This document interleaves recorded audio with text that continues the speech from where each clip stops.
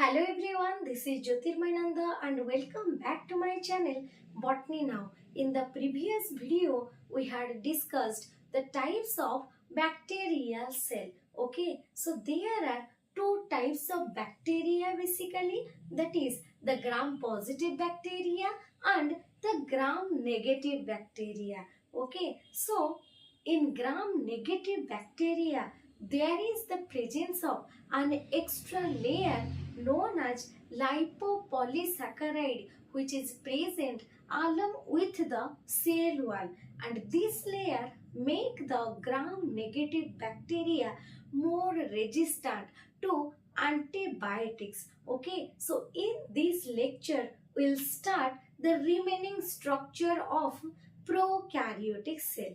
Okay, so as you know, the cell membrane, cell wall and the glycocalyx make the cell envelope of the prokaryotic cell.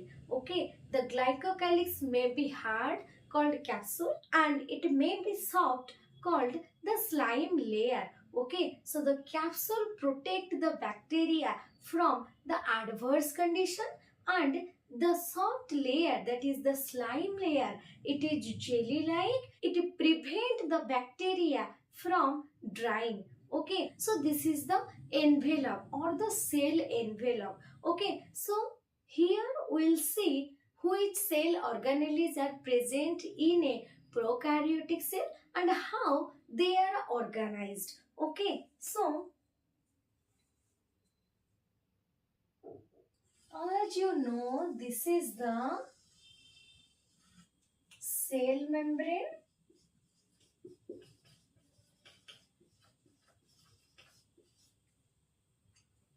Outer to the cell membrane, there is the presence of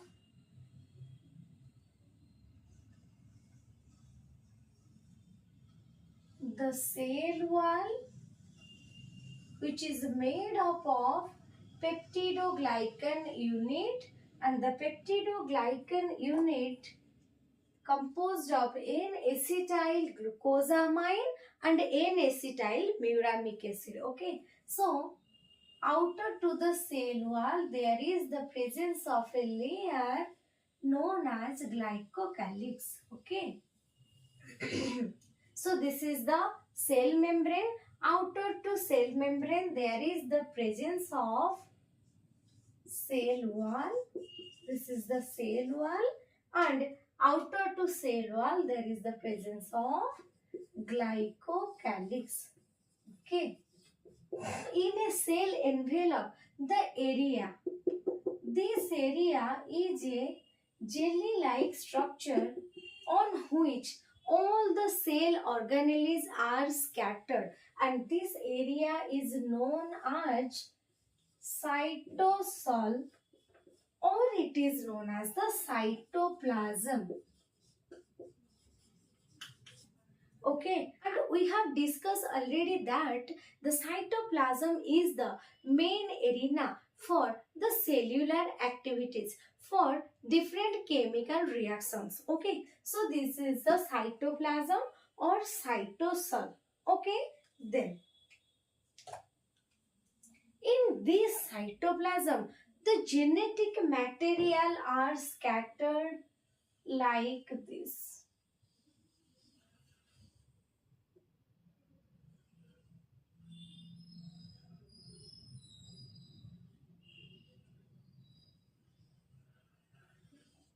Okay, so this is the genetic material. Why it is scattered in the cytoplasm?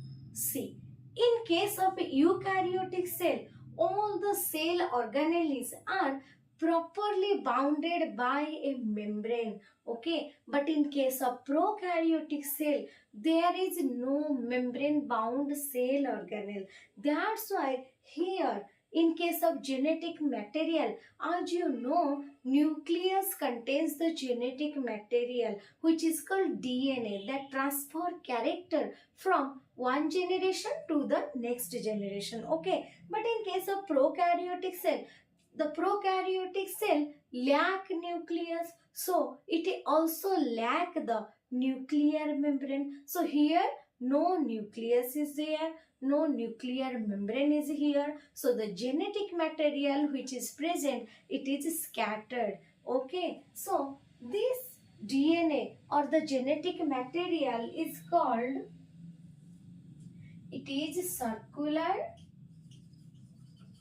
As you see, this genetic material is circular, it is naked, and it is double stranded. Okay, see, this is a circular DNA and it is naked, means not bounded by any membrane, and it is also double stranded. See, this is the double stranded DNA. Got clear or not? Okay, so this is a circular, naked and a double stranded DNA, and it is without histone proteins.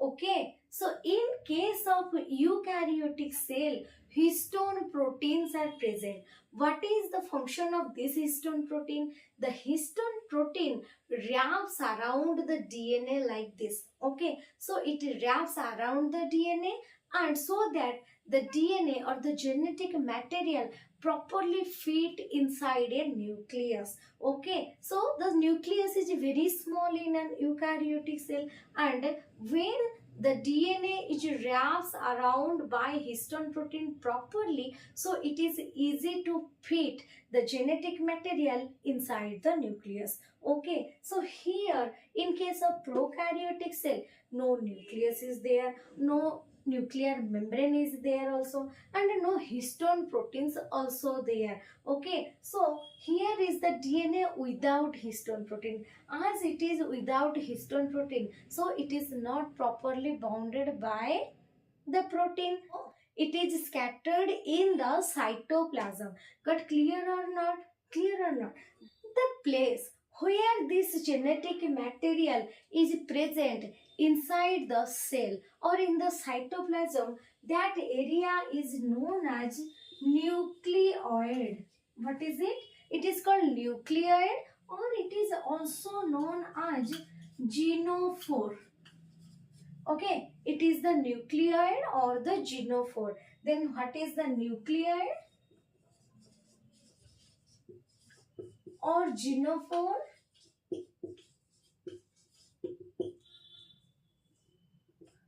It is the area where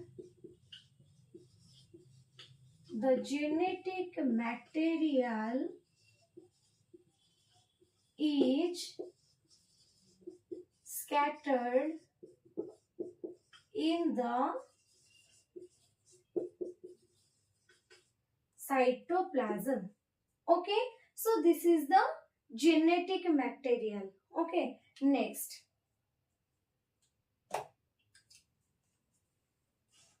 See, from this DNA, the mRNA is formed. Okay. So in our life, there is the formation of the mRNA and the protein. From the DNA, the mRNA is formed, and from the mRNA, protein synthesis takes place. Okay, this is our circular, naked and double-stranded DNA. Okay, so from this structure,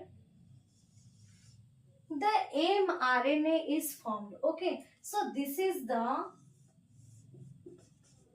mRNA.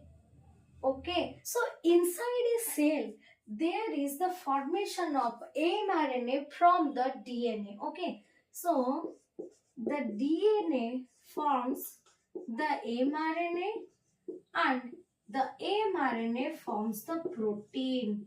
Okay, so the process by which the DNA forms the mRNA, the messenger RNA, is called as transcription. What is it? Transcription. Okay, and the process by which protein is formed known as translation. What is it? Translation. Okay, clear or not? So this is the mRNA. Okay, so for protein synthesis, another cell organelle is required, okay, which is called the ribosome. What is it? Called the ribosome, okay. The ribosome is scattered in the cytoplasm. Also, it is not bounded by any membrane, okay. So,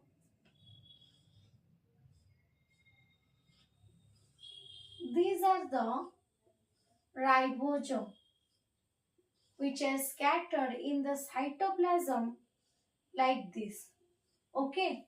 And sometimes for the synthesis of protein, the ribosome is attached with the mRNA, okay. So in case of prokaryotic cell, many ribosomes come and attach to this mRNA to form the protein like this, okay. So when many ribosomes come and attach to this mRNA to form protein, this structure is known as the polysome. What is it? It is called polysome. Okay. So what is polysome? When many ribosomes are attached to the mRNA to form the protein, the structure is known as the polysome, okay. So here I am writing the point. When many ribosomes are attached to a single mRNA, it is called polysome, okay. And the bacterial mRNA is known as polycistronic. What is it? Polycistronic. Bacterial or prokaryotic mRNA is called polycistronic, okay. Got clear? Yes. So, please take a screenshot of this slide.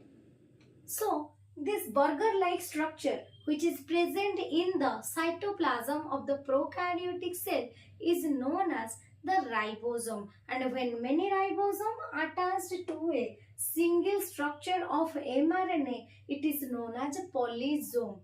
Okay. So, here the ribosome which is present in a prokaryotic cell, it is a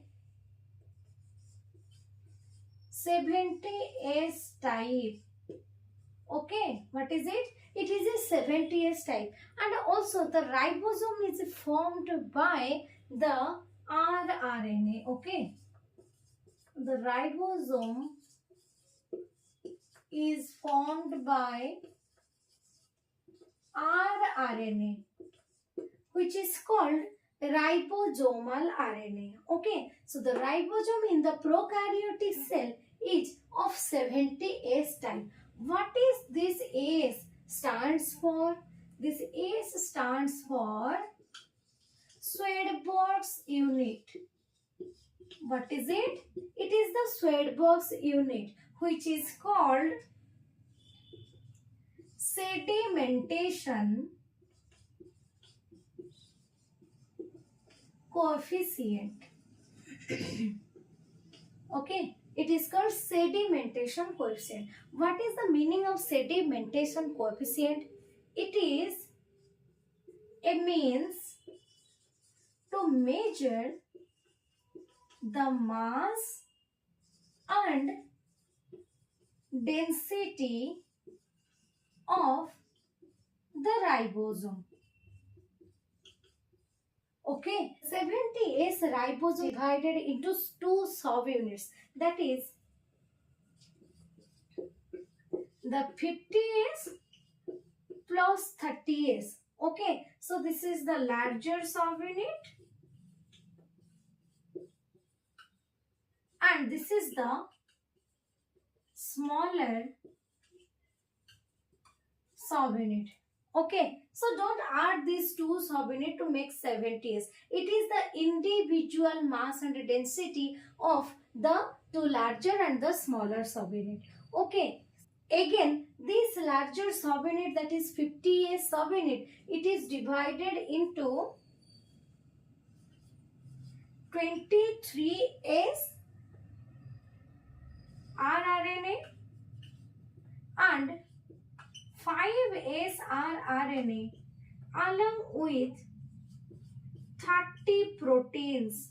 Okay, so these 23S rRNA, 5S rRNA and the 30 proteins make the 50S subunit. Okay, similarly in case of 30S subunit, there is the presence of 60S rRNA along with 20 proteins to make the 30S subunit. Okay, so when the Svedberg's unit is more, then the mass and density of the ribosome is more. Okay, see, in case of eukaryotic cell, the ribosomal unit is 80S. The ribosome is 80S type. So, in case of eukaryotic cell, the ribosome mass and density is more than in case of prokaryotic cell. Okay, so this is all about the genetic material and the ribosomal unit.